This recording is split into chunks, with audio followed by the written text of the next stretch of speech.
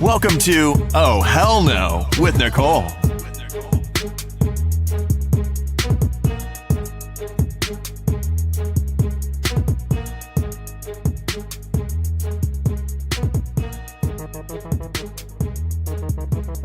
Hey everyone, welcome to another episode of the Oh Hell No podcast. Today I have Ryan Eccleston. He is a photographer and filmmaker, and he is calling in today from Jamaica, West Indies. Thank you for calling in, Ryan. Thank you for having me. Yes, I'm excited to talk to you about your career and your life and just, what you're doing. All right.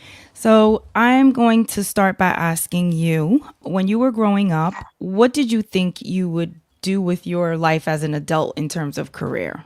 Pretty much what I'm doing now, to be honest with you. I grew up in a very stimulating environment. That's because of my dad's work. We were very nomadic as a family, coming up. So we spent a lot of times in North Africa and the Middle East, traversing between the States and the Caribbean and Jamaica.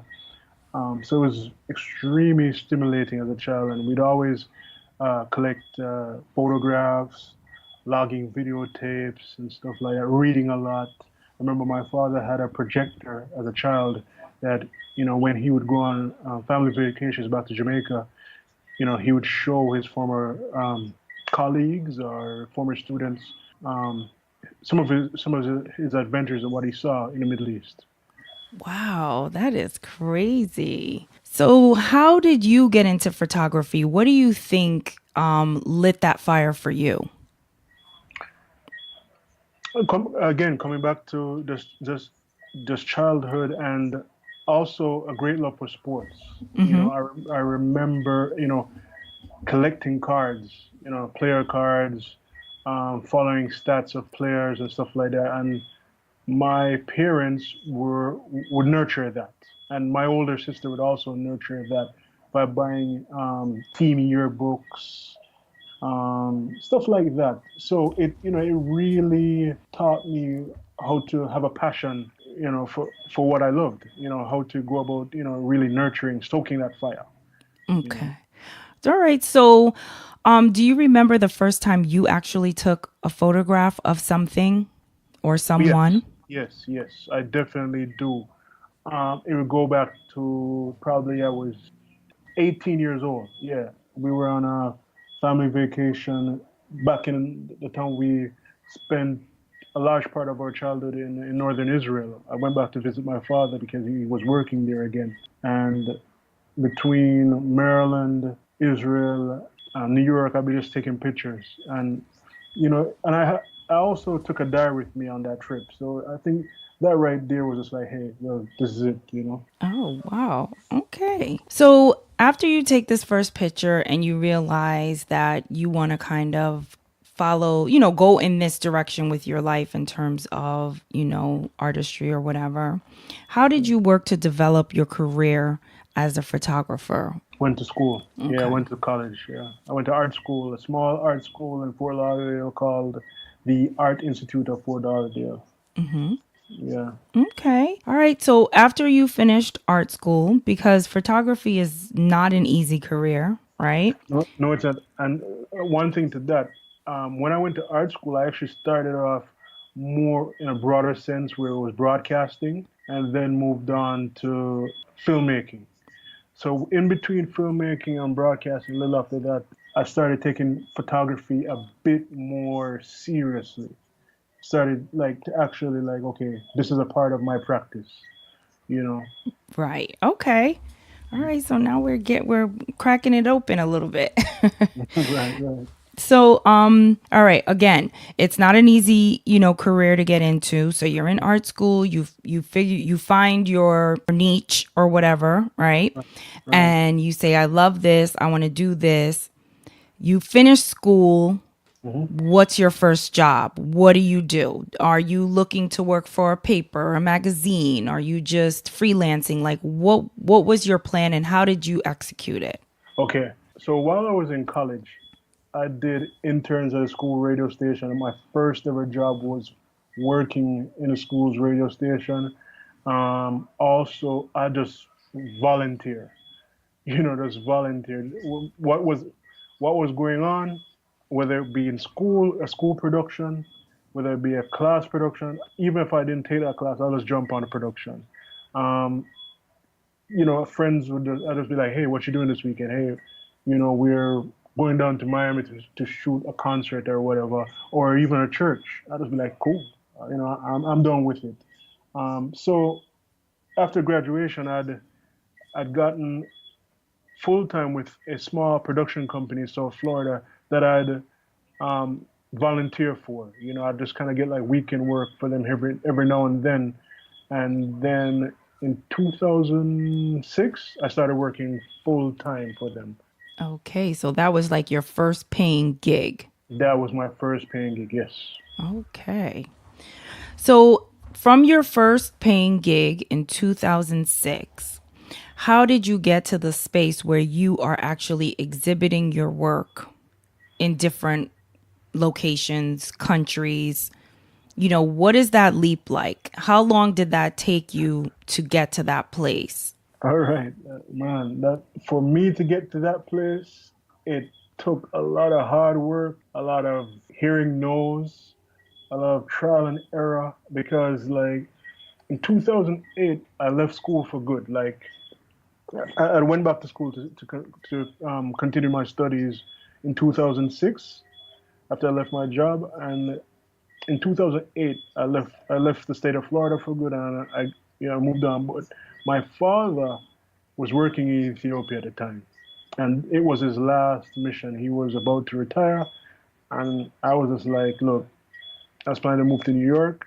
I was like, all right, I have a couple months. I have like a gap, 6 months. So I said, look, I'll go to Ethiopia, develop more portfolio, hang out with my dad. I just saw adventure, to be honest with you, adventure. And what came out, so the initial couple months I should have been in Ethiopia turned into almost a year being in Ethiopia. But while I was there, I was networking. So that's where the seeds were planted. And upon his retirement, I said to him, look, I believe I can do something here in Ethiopia. So I went back to Jamaica with him in 2009, and by the end of 2009, I returned to Ethiopia to open a business in Ethiopia, cinematography and film and photography. So a lot of material came out of that, just my experience traveling extensively throughout Ethiopia, traveling to Kenya, and so on. Um, After a certain period of time, I'd find like, let's say after 3 years, I just had a lot of raw material. And I just cold call people, say, hey, I'm a filmmaker, photographer. This is my work, portfolio, whatever. Sometimes I got no response. Sometimes I got, hey, I look at it, and sometimes I get, hey, I'm interested in looking at it. So that's where it was. That's how it started. So when you're in Ethiopia, first of all, how easy or difficult is it to open a business in Ethiopia? It's not easy. It's not easy. I mean, you have to go at that time. This is around 2009, 2010, and I had to kind of do a bit of due diligence between that time. So I opened it full time in 2011. You had to go in as an investor. That was the thing. So it wasn't easy, but it was doable. And were you actually like making a living from this business over there? Did you find that it was, I don't want to say lucrative, but were you like able to survive?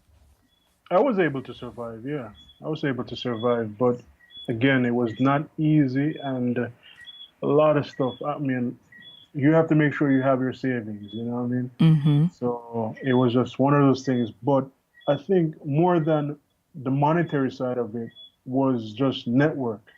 That was a lot that I took for. I learned a lot about myself. I learned a lot about other people. And a lot of the work that comes out from that experience is very good. But again, I was able to manage. Right. So you were cold calling people, just Sure. trying to get people to see your work and look at your work. When did you have your first breakthrough and what was it? Hmm. My first birth. All right. I started to get work. people call me up and be like, "Hey, we saw your work within an Ethiopian context," and be like, "Look, okay, we want you to shoot maybe our campaign, like fashion and some NGOs and so on." So I'd say that was my first break as far as like working, Hmm. but exhibiting, my first break, I would say, came in around, serious break would say, came in around like late 2014, 2015. Yeah. Okay, and that's from 2006 to Oh yeah. 2014. Oh Yeah. man, it's a journey. It's a Yeah. journey. I mean, if I would any advice I'd give a young artist, I'd tell him, look, you have to love it. You can't just think of it about money. You can't think about fame. Well, it's really a calling.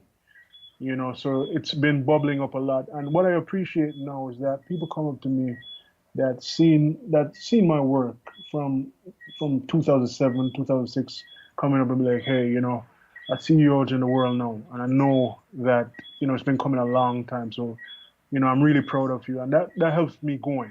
That helps to keep me going because it's really a process, and you have to trust the process. Yeah, absolutely.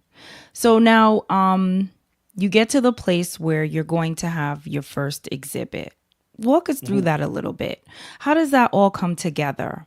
Do you have to rent this place? Do you have to get sponsors? Do you have to come up with your collection that you're going to show? Do you just show a bunch of different things and there's no rhyme or reason? Like, just give us a high level walkthrough of what your first exhibit was like and what the process was getting ready for it and actually, showing it to the public. Um, my first, all right, so I'd say it was it was pretty much an open call at first. It was the University of the West Indies were having the artistic department was having the visual arts department, excuse me, was having an exhibition. It's pretty much an open call. I said, okay, no problem. Um, I'll come through, select a piece of my work that I had, and I'll bring it there. Brought it, they selected it, said, okay, this is cool, and that was it. It was pretty much submission. And Okay. the exhibition, unfortunately, I was not able to make it because I'd gotten sick. I'd gotten a flu.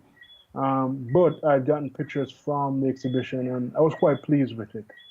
Okay, so basically, the school was having an exhibit and Hmm. you submitted your work. They accepted your work, and your work was a part of the exhibit that they Yes, had. Okay, so yes, a that's group one exhibit. way to Yeah, exhibit your work. yes, most definitely. Universities, colleges, art schools. Listen, don't even look at it as if like, hey, I've been practicing art, or I had paid clients or whatever. It's really honestly, it's really you have to have a growth mindset. So I didn't care if it was a university, cool. You're getting my work. Yeah, I mean, that's great Yeah, because I think that's a good place to show your work. definitely. Yeah. So when we talk about exhibits, there's different types. So that's one type. Now, Yeah. what about, have you done an exhibit where you have rented a place and you're showing your work and you're also selling your work? I've never been a part of an exhibit where I have to totally rent the place. I've always been a part of a group or a fair. I've sold work at fairs. I've sold work at conferences. Like this past year, there was a conference called Malcolm X's Legacy at the Boston Islamic Culture Center in Boston, Mass. So at that time, I had a representative, or a PR, that would show my work for me, and people would buy. So that's one way. But I've never rented out entirely. I've never had a solo show. I've always been a part of a group show. Do you have any plans to do that, or is that something that scares you a little bit and you're just like, nah, I'm not doing that yet? Or is it just something you just haven't done yet? Cannot be scared. I have one life. Cannot be scared. This is what I do. So when it comes, it comes, and I'm definitely looking forward to it. Okay. The opportunity just hasn't come yet, but I'm grateful for whatever comes. Yeah, absolutely. So you said that back when you were going to school, you discovered filmmaking. Yes, ma'am. What do you love about filmmaking and what do you want to do in that area? Filmmaking, what I like about filmmaking is you can tell a bit, you can expand on a story more in filmmaking. That's what I like about filmmaking. They're two different animals, but they're a part of the same, if that makes sense. Sometimes the subject can speak a bit more in filmmaking. You can play with edits a bit more. So what I like to do when I do my filmmaking are visual poetry. All right. So what do you love about photography and what do you like the least about it? What I love about photography the most is the intimacy, and it's also low maintenance. You can just walk out with your camera. You can basically, it's all up to you. You can get things in your drift while you're doing your daily chores, while you go out. It depends. The thing is with filmmaking sometimes, even though it's getting a lot more stripped down, but when I was going to school, a lot of times you needed a bigger camera and you needed a lot of equipment. It's changed a lot since then, but at the same time, photography is just is a bit less intrusive. Yeah, I like that. And what do you like the least? About photography, Yeah, like do you not like okay, I love podcasting. I love right? listening to people's stories. I really enjoy it. I hate editing. Who doesn't? Right. So, Right. Honestly, um, I hate when I hit the wall in photography. To be honest with you, I kind of draw a blank. When there's no inspiration, it's very confining. You know, yeah. uh, but not much to think of what I don't like. Mainly that when I'm just not inspired, it's very frustrating, especially when you have the camera in hand. There's a temptation sometimes to force it, and you end up with a bunch of images that you're just like, meh. So, to piggyback off of that, when you don't feel inspired, where do you go to, you know, get yourself back grounded so that you can get those creative juices going again? Read, read, read, read. Watch film. Whatever you like, just continue watching that. If it's music you like, cool. If it's because the thing is with photography also is that also with filmmaking still anything creative, it's your personality that dribbles into your work. So you have to go back to a space where you feel like you know. Right. Okay. All right. So, you've traveled to a lot of interesting places. Ethiopia, Uganda, Kenya, Tanzania, Zanzibar. I lived in Egypt for a while, Israel, Lebanon, Cyprus. So, you travel to these amazing places. What is your favorite destination and why? I don't want to get in trouble. I don't want to get in trouble. No favorites here. No favorites? Oh, Everybody has their own strengths. I love each of them for their own unique thing. But I will say this though, East Africa has a special place in my heart. Let's just leave it at that. okay. All right. So, what do you see as a common thread in all the people that you meet or have met around the world? Their humanity. Everybody wants to be happy. Everybody wants their children to do better than them. That's just something that I've just really realized that, it's a common thread through humanity. People just want the best for their family. You know? Nice. All right, so let's talk a little bit about your work. So, I looked at some of your stuff on your website and let's talk about the percentage. So, where were those images captured? They were captured in, I think it spans four different countries: Ethiopia, Kenya, Tanzania, Uganda. Okay. In your caption, you wrote, there are lives that need to be lived by everyday people doing everyday things, and sometimes these things feel like worlds apart. What does that mean to you? Well, what that means to me is that it's easy for us to watch CNBC, Bloomberg, CNN, and hear a story of, well, Kenya is going to grow at this percentage per year. Tanzania is expected to grow at this percentage. Um, Growth in Ethiopia is this, they missed the mark or they made the mark or whatever. Their numbers 9%, 3%, 4%, 10%. But at the end of the day, everybody, life goes on. For the common man and the common woman, I want my child to go to school, get an education, do better than me. Um, my mother is sick, my father is doing well, whatever. It's, human stories are in between these numbers. And sometimes it's easy to kind of get lost Yeah. with these numbers. Yeah. Okay. All right. So portraits. What do you love about portraits? Um, it's a moment in time, you know, it's a moment in time. They always say because honestly, your face is probably one of the most sensitive parts on your anatomy. So, sometimes the eyes reveal the soul or whatever. Mm-hmm. And I think that's, it's just a moment in time. It's the intimacy to it that gets me. What makes you want to take a picture of someone?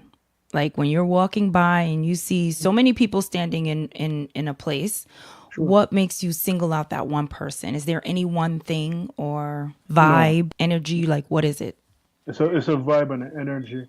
It depends. It could be shoes. It could be a story you're telling between someone. It could be even a mother and son, mother and daughter, father and daughter. It just depends on what's going on at the moment. Mm, And yeah, sometimes even when I look, it's kind of it's a bit obsessive sometimes because sometimes you see even how this green looks towards the sun, and this is going on in the background, or sometimes there just even a story, you know, yeah. people watching a game, something, people going about their business and stuff. So So what message do you hope your portraits convey? man is man, woman is woman, humankind is humankind, and if I can use my talent to help people to understand that we're all on this planet together, and life is finite, so if my work can be used to break stereotypes or some stereotypes, if I can if during my lifetime my work can be of service, I'm very pleased with. Yeah, that's great. So here I am, East Indian immigrant. Tell us a little bit about that. All right, that just came from a passion that I had. It just kind of came out of nowhere, but it became a passion. But it kind of came where here in Jamaica, you know, we have different ethnic groups. Even though it's a black majority country, but we do have different ethnic groups. And I think the second or third largest is are people of East Indian descent. But I think that the representation throughout the society is not that great. As far as like television, photography. Yes, we take it for granted that we have people of East Indian descent that are Jamaican. We have intermarriage. That's cool, but these are the little things that I don't believe that we should take for granted. And I think that representation is key. You know. Yeah, I love those images. That's really nice. So, the last one is From the Womb to the Tomb. Tell Oh us a yeah. little bit about that one. That was All right. very interesting. It's about hustling, man. It's about hustling. It's black market, and well, the word black market is a bit harsh. People are trying to provide it, and it comes across where the guy in the street selling um, water to fruits to everyday goods in a stall, not registered with the company's office, and they're just making money. And he or she's just trying to make a better life. But from the womb to the tomb, people sometimes run business enterprises from the day they decide to do that to the day they die being not registered. So from the womb to the tomb. Right. Okay. So, along your travels, if you can say this without getting yourself in trouble, Sure. who is the most interesting person you have met, and what did you learn from that encounter? Man. Most interesting person. There's so many. But the one, like sometimes, okay, you meet a lot of people, but sometimes there's this one person and this one story that just sits with you? Hmm. So we want to know. It has to be one person. Okay, I'll give you two. I'd say the hyena man in in this place called Harar, Ethiopia. He feeds wild hyenas. I think that's probably like one of the most otherworldly experiences I've ever had in my travels. You know, um, I not to cut you off, but I think I saw that on one of those like National Geographic or one of those shows like that. There was some man yeah, that was coming out and giving food to these wild um, hyenas. It yes, might ma'am. be the same man. Yes, and just how casual he was just like I'm just like, oh man, this guy. This is just one of those things where I was like, if I was back in Pompano or back in Fort Lauderdale or back in Kingston, I told people this, they'd be like, boy, you're out your money. Right. you know. So did he reveal how it's such a calm situation where that exchange can take place without him being attacked or Yeah, he basically said that it went on for centuries in that specific town, and that the hyenas were somewhat used to that arrangement, and it was passed down from father to son. yeah.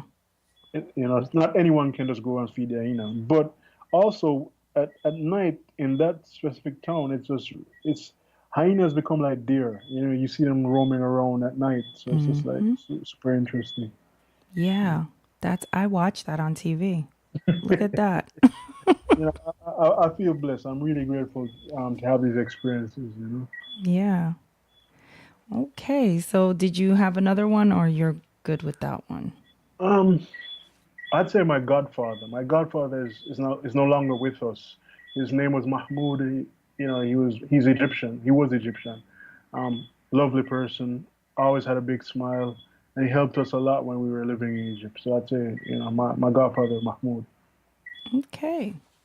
Do you feel like you're living a purpose-driven life? Most definitely.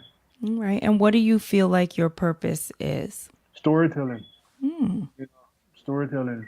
I mean, I I'm thrilled anytime when I do a new story or so on, and I bring it to the fore. People are like, I did not know that. Like for instance, like there's a old tradition here amongst the East Indian community called Use, which is like a carnival. And when I've been doing that for the past 3+ years, so whenever I present that work, people are like, I can't believe this is in Jamaica. So that's why, like, when people say, I can't believe that's in Jamaica, or sometimes they'll be like, where is this? Is this somewhere else? It's like, no, it's right here. Yeah. Nice. What do you sacrifice to live the life that you live? Mm, I'd say probably my own family. I mean, having a family of my own at the moment. But I spend a lot of time with my my family. No, where I don't have a wife or children. So I'd say that's kind of a trade-off. And do you not have that because you know that you're chasing your dreams and it requires you to be able to go when you need to go and, do your Yeah, thing? yeah, it would be unfair. So let me be the best that I can be at this right now, and then I'll come back to be the best I can be at that when the time has come. Listen, I respect that. I think it takes, a selfless person to say that and be that way. I think someone selfish might do it the other way? Hey man, this is real life. This is a business of life. You have to understand what your strengths and weaknesses are. And I was like, okay, cool. If I'm going to be a father or a husband, I'm going to be. I'll never stop being a filmmaker, photographer. That's just the thing. But um, I'm sure by the time that comes when I do get married, it would be and have children. It would be in a way where the family comes first. Right now, it's not a conducive environment for a child, especially. Right. Okay. So, what three things are you the most passionate about today? People, People. people, culture, um, the human condition, how it takes form in any form, the human condition, whether it be wealth, poverty, religion, tradition, travel, food, the human condition. Okay. Earlier, you gave some advice to anyone wanting to pursue this type of career, and you said that you really have to love it and Mhm. not do it for money. Is there Right. anything else that you would like to share with someone who is thinking of pursuing photography or filmmaking? Yes. Guard your craft, guard your talent, nurture it. You know, what you waters grow. So do not be complacent with it. You know, try to grow constantly. Um, be a better businessman or a better businesswoman. You're going to take knocks. You know, you're going to lose money because, sometimes we kind of fall in love with being an artist alone or being a creative alone and be like, hey, you know, money is a corrupt or whatever. But money isn't everything. But when you come to a certain point, you have to be responsible and you have to start earning. So when you start earning, you have to be serious about it. You know. Yeah, that's great advice. Well, thank you so much for coming on the podcast. Mhm. But before we let you go, this Sure. is the Oh Hell No podcast. So you have to share an Oh Hell No moment with us. Wow. Okay. Yeah. So tread lightly. We don't want you to get in trouble. Yeah. Yeah. Yeah. Man. All right. A whole hell no moment. Yeah. Would be there's so many. Wow. Would be the first time I was going to Harar, and this was like normally a 9 hour drive from the capital Addis Ababa, Mm-hmm. but we had car troubles because, you know, me and my friend we had gotten the car, but the car was not up to par. So what would normally be a 9 hour journey got us into the night. We were supposed to leave like in the morning and get there like in the evening, which is like, I mean, afternoon, late afternoon, probably like 4:30 or so. We ended up being on the road so late. We didn't get to Harar till about like 11 at night. I remember the car had problems like in a small town where there was no electricity, Mm. and we got out in like the pitch dark, and this guy was came out the bushes and he was chewing this thing called cut, which is in some places they consider it a drug, but in Ethiopia, in East Africa, not so much. It's more a tradition where it's an upper. They're green leaves. So he came out the bush. He's like, "Look, man," he's speaking to me in Oromo, and which is another language in Ethiopia. So I noticed my friend wasn't paying attention to him. So I was like, "What is this, man?" So when he left, my friend said to me, the guy was like, "Hey, what is the problem? Have no fear. Whatever problem you have, I can solve it." And I was just like, man, that's that drug talking. You know, Yeah, okay. that is an Oh Hell No moment. Right. But good thing, everything worked out. But I remember I look back on these things and I laugh. I was like, man, you know, this is a whole hell no, for real. Yeah. So during these travels, do Mhm. you know in Africa, do you have you ever felt like uncomfortable, not safe? Do you feel like it's fairly a safe place to travel around? I mean, I know that whenever you're not home, you need to, you know, pay Yeah, attention and not be foolish, right? But yeah. I mean, each city or town or even country within the continent has its own dynamic. So, for instance, like when I was living in Ethiopia, people be like, man, with a normal trope.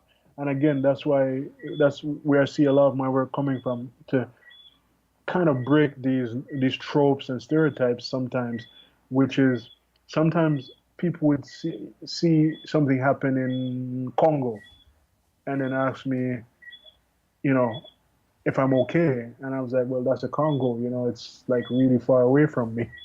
And, so but the thing is, when I was in Ethiopia, it was really safe, you Mm. know. When I Mm. was in Addis, it's really safe. And, you know, Tanzania has its own thing. Tanzania is really safe. Kenya is a different dynamic. But for the most part, I have a lot of friends and colleagues in different parts of East Africa, especially, and also Southern Africa, Western Africa.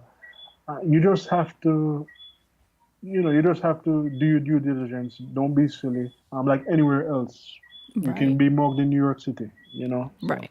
Yep. Absolutely. I'm a P's and Q's sometimes in Miami compared to Yeah. some African cities or even Jamaica. It depends. It's the Hmm. variables. Any urban center almost carries the same thing, the same dynamic, just in different ways. Yep. So just be smart, be a responsible adult, and you should be all right. Right. Okay. All right, Ryan, tell everyone where they can discover your artwork and Sure. find you. All right. So my website is thmvic.com. My Instagram is the Maverick Iconoclast. That's on Instagram at the Maverick Iconoclast. Um, yeah, that's pretty much my online presence so far, and I'll be also showing at Miami Art Bazaar. So look Okay. out for that. Nice. All right. We will definitely look out for you. Thank you so much.